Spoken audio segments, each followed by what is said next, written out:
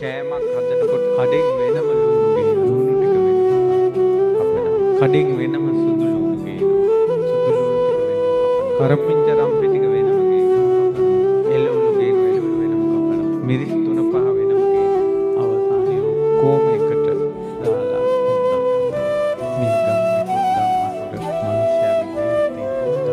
මිනිස්සු වෙනම අපේ ග්‍රාම සේවා වසම මේ අපේ ගම මේ අපේ ඉඩම සහෝදරයෝ සමහරවට ඉඩම් බෙදද්දි සහෝදරයෝ බත් මුට්ටිය කාපුවා යමනාප වෙනවා ඉඩම් බෙදද්දි මේ අපේ ගෙද මේ අයියාගේ කාමරේ මේ අපේ කාමරේ ඔය අම්මලාගේ කාමරේ මේක කුස්සිය මේක සාලේ කියලා ඒකෙනොත් මේ මගේ ඇඳ